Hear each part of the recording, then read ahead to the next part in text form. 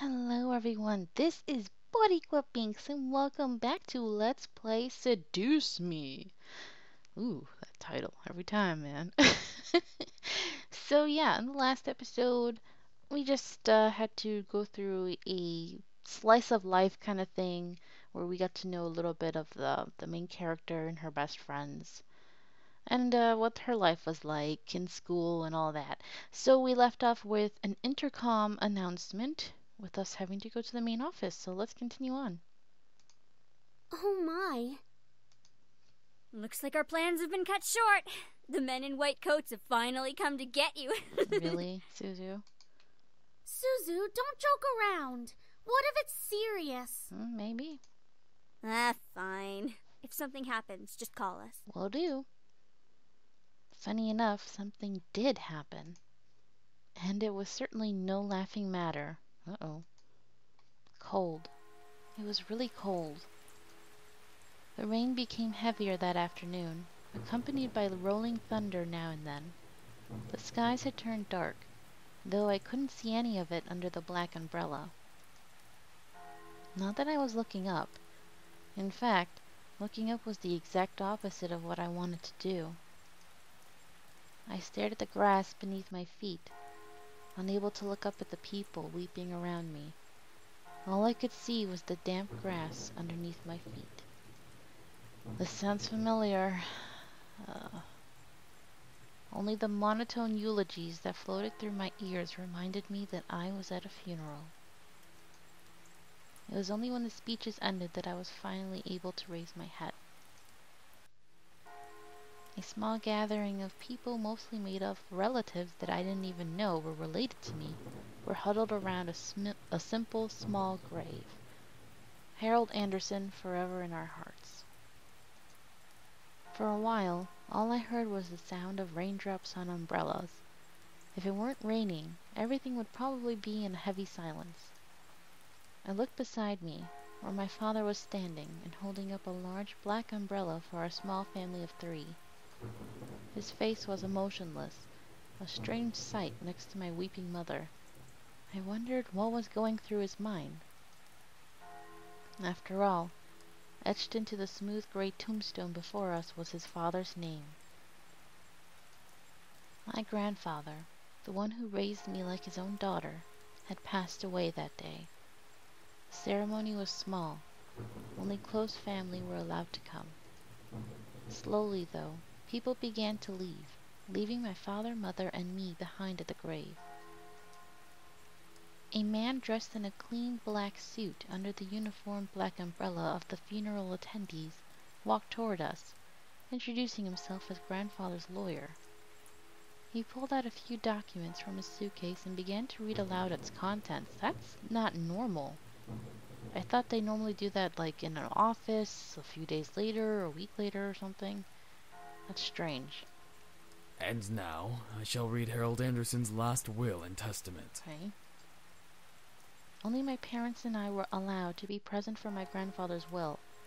It was under the strict request of his lawyer, and there was a reason why. And to my dearest granddaughter, I give my estate. All the furniture and decor that resides within the house shall also be given to my granddaughter. Isn't she a bit young for that? I mean, maybe they could hold on to it until she's old enough to move in. Oh wait, no, she's graduating from high school. I guess it's possible. But she still lives with her parents. I don't know. What? I couldn't believe my ears. I had earned the family estate? At 18? That was impossible. And yet, it was written by my own grandfather's hand. He passed the family estate to her? Why am I not He surprised? sounds bitter. But that is weird. I mean, shouldn't he pass it to them, all of them, so they can go move in as a family? Dear. Well, did he say anything about what will become of the CEO and chairman position of the Anderson Toys Company? No. It is presumed that the vice chairman will succeed the position. Well, that does make sense. Even to the bitter end, he wouldn't give in. What a stubborn old Dude, man. what do you do for a living? Are you even working for the company? If you were the vice chairman or something, it would make sense. But if you're not, then why should you get the company? Shaking his head, my father turned to face my mother with a serious expression on his face. About the estate. Should we send her there to get used to the building? It'll be a good place for her to live after high school. You just want to get rid of her? Doesn't she have to go to a college? I mean, not everybody goes to a college dorm, but still. It's weird. Are you sure we should? Why not? This would be a good experience for her. Oh, you sound bitter and angry like you want to kick her out. Jeez. Honey, what do you think? It sounds like my dad wants to kick me out. I really wasn't sure what to say. Why did my grandfather think that I was the appropriate heir to the mansion?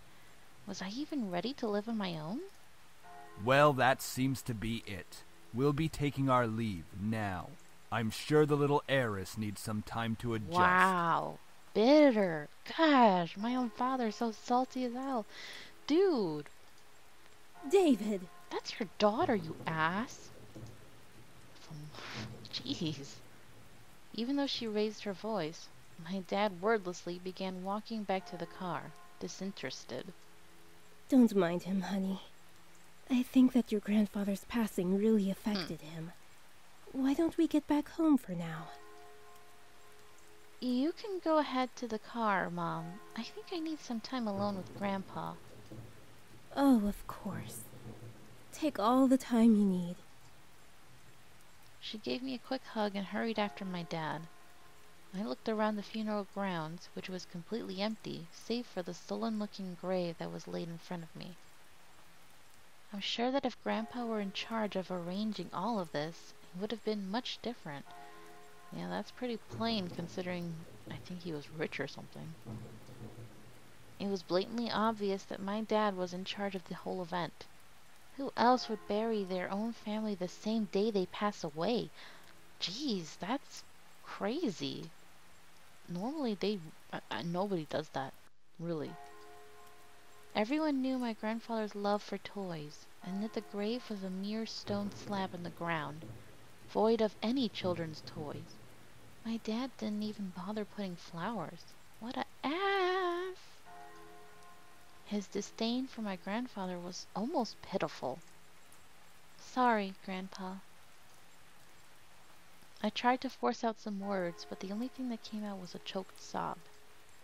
You told me to stay strong, but right now, I'm the farthest from it. Like that one time, a long time ago. Flashback. Oh, that's her grandpa. Okay. Grandpa! Oh, it's so good to see you again, sweetie. I was swept into a giant bear hug, and we both laughed as he swung me around like an airplane. He's more of a father to her than her own dad. It was one of my favorite things about seeing my grandfather. The way he greeted me. Unlike my father, my grandfather was loving and playful, even as I grew older. Sorry that Daddy couldn't be here today. He said that he wasn't feeling too good again. It had always been like that. Dad missed every visit to Grandpa's house, citing that he was busy with work or wasn't feeling well. Is that so?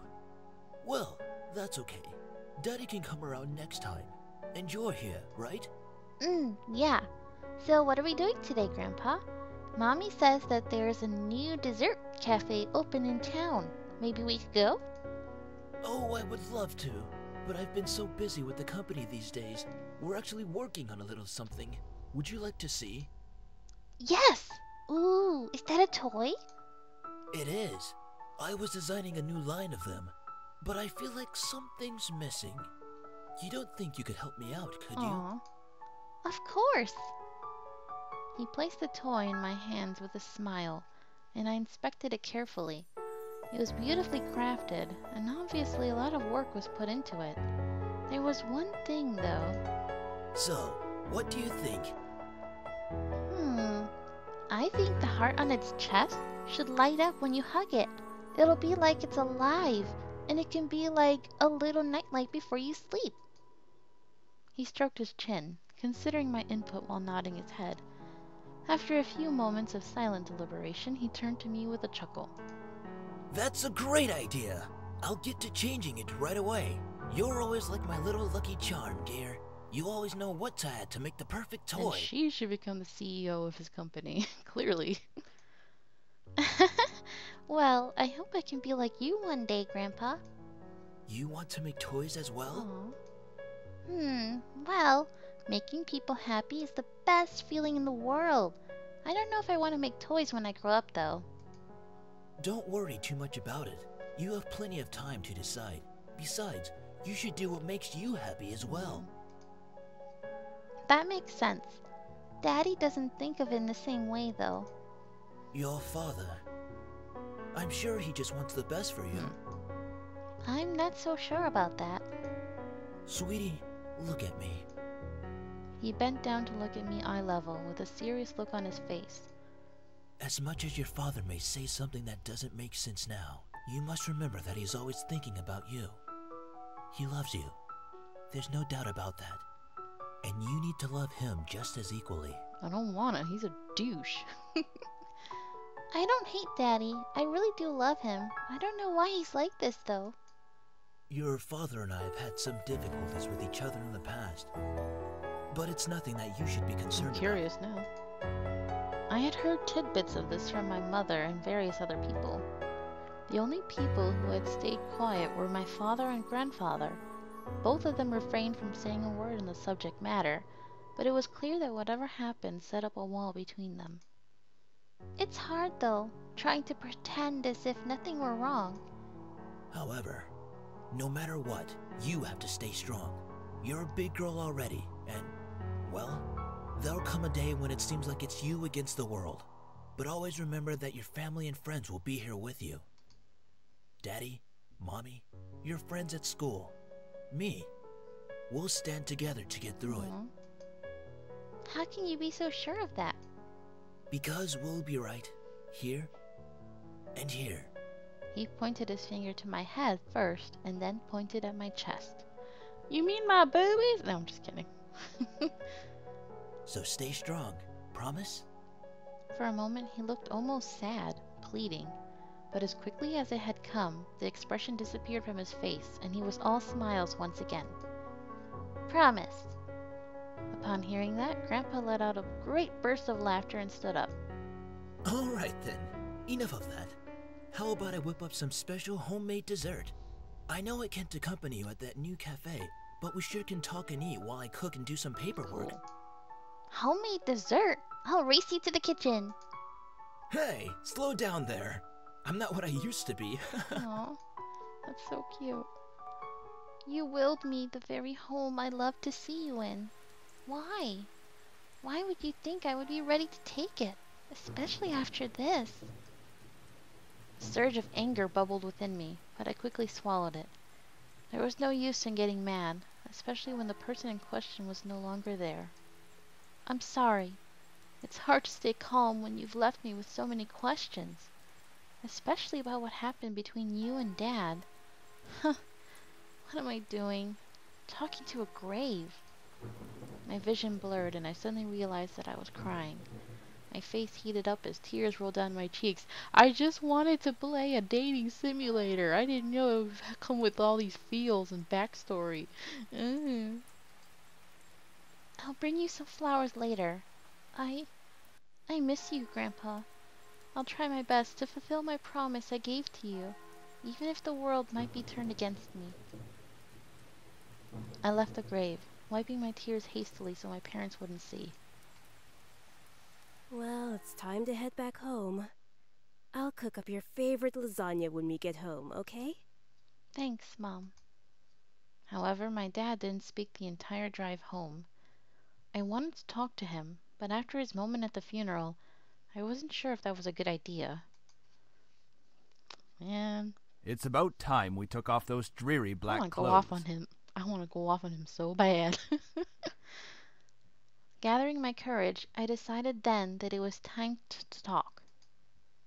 Dad, could I ask you something? Go ahead. Why do you want me to move into the estate so soon? I thought I made that rather clear. The college near your grandfather's house is well known for its business program. You are planning to major in business, yes? Right after you graduate from high school, you'll just live there and can easily commute to and from school. It's a perfect fit for you. But it's so sudden. You just decided so quickly right after the funeral. Don't be so sensitive.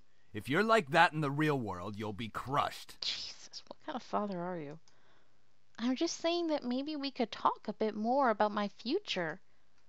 In reply, my father rubbed his temples and sighed quietly. After you graduate from college, you'll work at Anderson Family Toys. I have connections since I am part of the board of directors, so you will be guaranteed a spot. That is what we talked about before, yes? Oh, so you're part of the board of directors, but you're not the vice whatever, so... Did we actually talk about it, or did you just talk and I had to listen? But what if... Stop mumbling! But what if I don't want to work there? Don't be silly. It's the family company.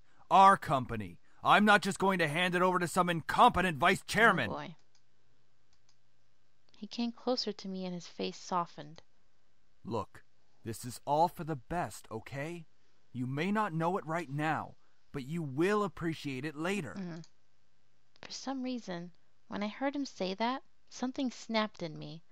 I wasn't exactly sure what it was, but it made me feel so angry. Girl, you give it to him.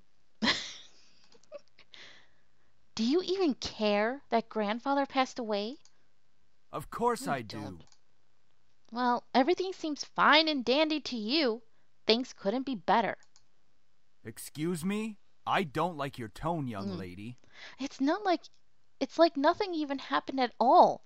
Like you just ignored the fact that he's no longer here. Do not raise your voice at me. What did he ever do to you to deserve this? My father, his face hardened, crossed his arms and erupted in angry laughter. Ha! You sure place him upon a pedestal, like he's some kind of venerated god or something. It makes me sick. Is that it? Are you happy seeing grandfather dead? While everyone was grieving, were you holding yourself back from laughing in everyone's faces? Did you feel just a bit happier seeing him lie in the graveyard? Ooh, that was a bit far, honey. A flash of rage crossed his face, and he whipped the back of his hand across my cheek. You don't know anything! Running your mouth like somehow you know everything that went on, when you're just a little girl that doesn't know how to keep her mouth shut! You did not know my father! You did not know what he was capable of! Is everything all right? What happened? Child abuse. Nothing. I'm not hungry. I think I'll just go upstairs. Honey, wait! I quickly turned and ran up the stairs to my room, slamming the door behind me. My breath came in short pants, and for a while I just leaned against the door to my bedroom, eventually sliding down to sit against it. How did things become like this? My cheek still throbbed, and I tentatively stood up and looked at the mirror to see how it looked. Hopefully it doesn't bruise. Huh, what am I saying? Tears formed in the corners of my eyes, but I blinked them back rapidly. I couldn't cry for the second time today. I had to be stronger than that. Are you all right? Your father told me nothing happened, but you know your father. Coward. I'm fine. I just lost my appetite. The lasagna's done, though, and I don't want you skipping any meals. Are you sure? Yeah, don't worry about me, Mom. I'll come downstairs later to eat. You're not telling me the whole story. I just don't want to eat right now. Please, dear. Tell me what's going on. I wish you would tell me why you're being like this. I wanted to tell her. A part of me was screaming to tell her what Dad had done. At the same time, I knew she couldn't fix anything. Besides, I was moving out regardless. I remained silent, letting the event remain in the past. Well, I'll leave your food on the table if you want to eat it later. Finally, my mom left me alone. It was strange to think that she was only a few inches away from me, only separated by a single wooden door. I really didn't know what to do. I needed to do something, anything, to get my mind off of what just happened. Anything would be better than thinking any more about the pain still radiating from my cheek. I was going to move into my grandfather's house tomorrow. I should probably pack my stuff so I could be prepared for tomorrow. Man, that's so fast. Yeah, that was a good idea. I should start packing. I opened the closet, rummaging around for a while before I finally found 2 large bags. Pulling them out into the floor of my room, I then began to empty my drawers and cabinets so that I could bring all my things with me. I didn't have much to bring, other than just clothes and some toiletries. It was kind of bizarre that I didn't have many personal belongings. It wasn't like my luggage was completely devoid of them, but I certainly didn't have many things in my room that I would miss if I just suddenly left the house. I shook my head to rid myself of these thoughts. If it were going to be my new home, it would have to feel like it. One way or another, I was going to make it a home. You turn the tables on me now. You drop me in your case somehow. I can never escape from you, but baby, that's alright. Okay, that was a nice ringtone. Just as I was packing my things, my cell phone began ringing and vibrating in my pocket. Who is calling her? We will find out in the next episode. Thank you guys so much for watching. I'm sorry we still haven't gotten to the dating part, but I'm sure it's coming soon. Soon! Maybe in the next episode. Let's hope. Alright? Alright, so until next time, have a nice day. Bye!